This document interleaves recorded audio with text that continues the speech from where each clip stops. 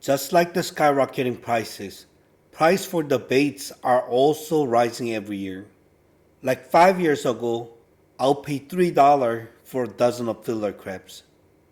But last Sheepshead season in Mississippi, it was $8 plus tax for a dozen. I won't be so surprised to see $10 a dozen this season. So this year, I plan to catch and raise my own fiddler crabs. I probably paid close to $1,000 for sheephead bait last year for my friends and family. So here we go. Now let's talk about the free fiddler crabs. How I catch them and keep them alive. Welcome to inChuck Fishing Stories.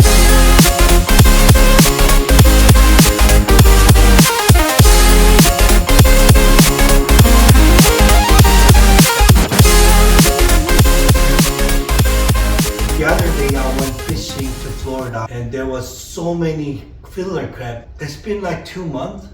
Last week I went to the same place and again there was a ton of fiddler crab.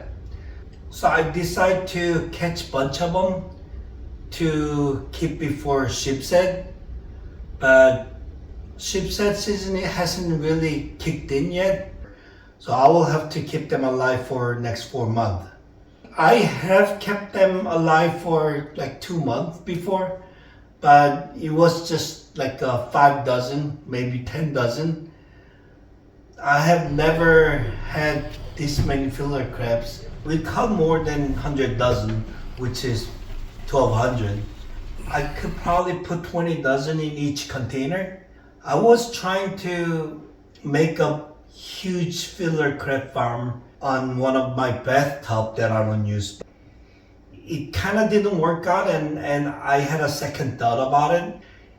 No matter if it was 1 dozen or 20 dozen, either the water got contaminated and they end up dying within 2-3 days, like all of them together.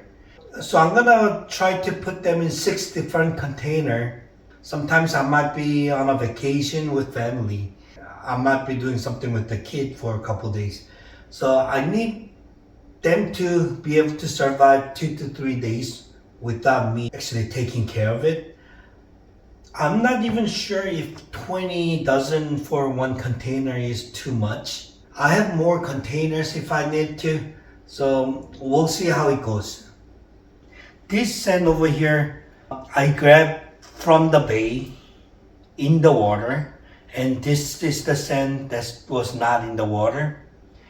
I'm pretty sure this one will have really good nutrient. So when I'm using this sand, I'm thinking I'm not gonna feed them any. And this one, I may feed on one of them and I may not. I'll be updating like twice a month or something. What am I doing or how am I doing or are they still alive? Whatever. So if you want to see the follow-up, please subscribe and like. Well, some of you might wonder why am I doing this inside the house? Well, my garage is not climate controlled. Today it was like 90 outside and my garage was like 110 inside. And with that kind of temperature, you know, these fiddlers might get cooked. I didn't want to risk it, so that's why I'm doing it inside.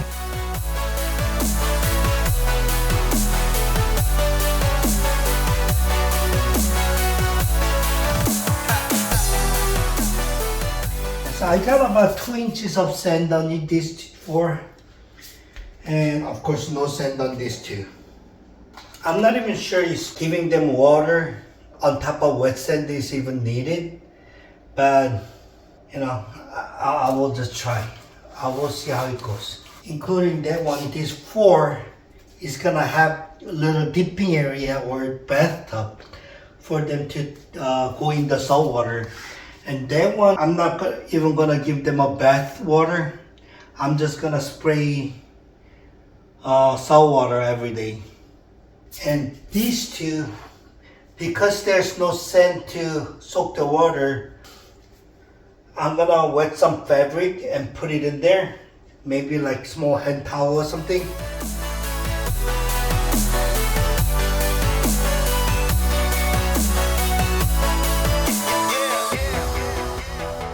These two, because I don't have a sand, I cannot wet them, so I'm gonna put either some kind of small hand towel or piece of torn shirt or something to keep them dehydrated. So they don't need another, in my opinion, they don't need another place to hide. I mean, that's the whole point of it.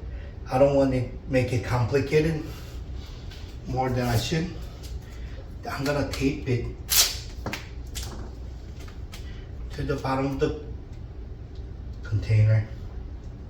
I made it so they can climb up and climb out. But my past experience has been they usually like to stay in there and die and make the water contaminated. And if I don't pull out fast enough, the whole colony is gonna get contaminated and die. So that's why it's really important for me to pick out the dead ones. This is how I've been keeping them alive. Give them really wet fabric, in this case it's piece of shirt, and it will keep them moisture, and so they can survive. So here goes nothing.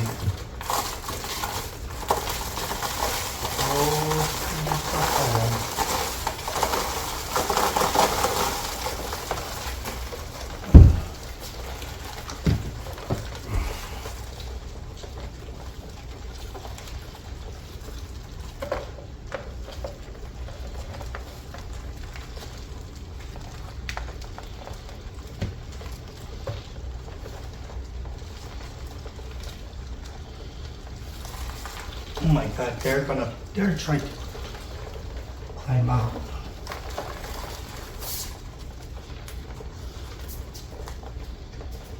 I need to hurry.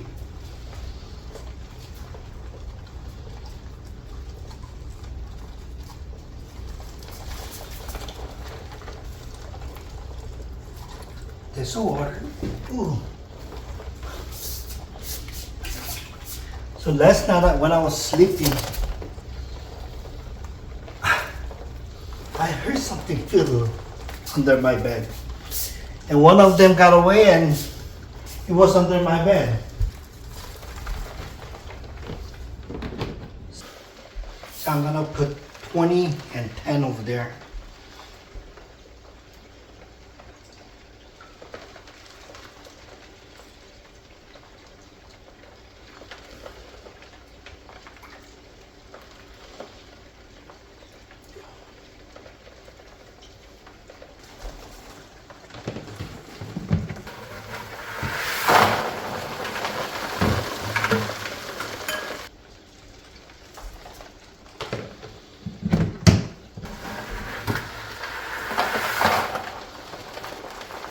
So you see how the ones that I just brought is like really pale?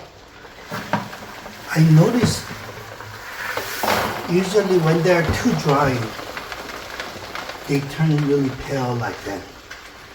So when it's too pale to me, that's like them asking for water. I could be wrong. I'm just telling you from the past experience, of course.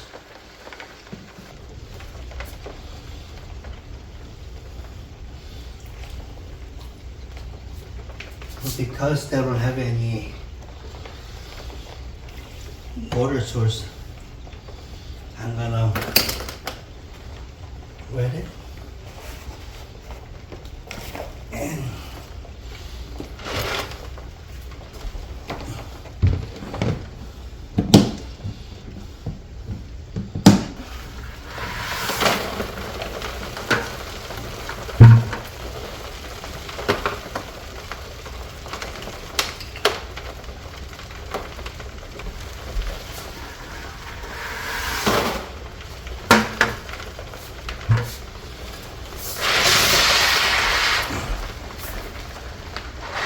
That's it. I'm gonna put evenly on both of them. 20, 20, 20, 10, 15, 15.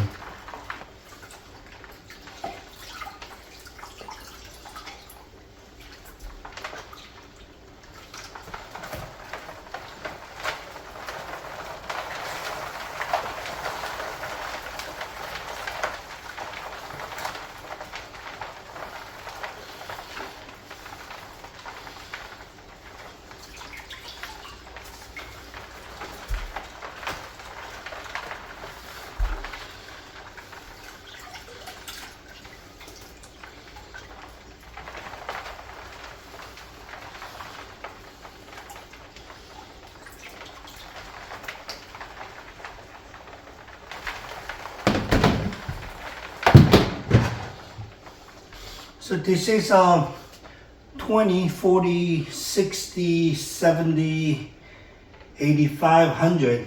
So this is 100 dozen or close to 100 dozen.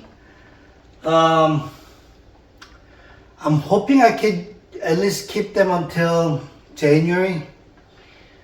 It's October, November, December, January. So 4 months. If I can keep them alive for next 4 months, I call it success.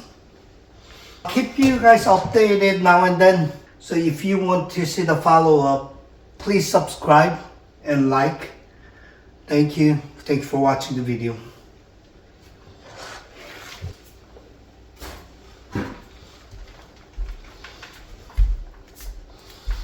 Two of you is keep.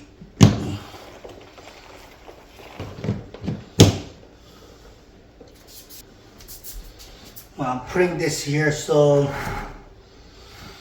you will keep them a little darker.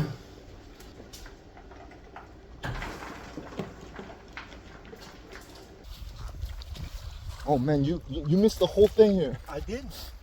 What happened? What happened? 여기 있었는데 갑자기 왜 다? 너가 뒷걸음치면서 나도 다.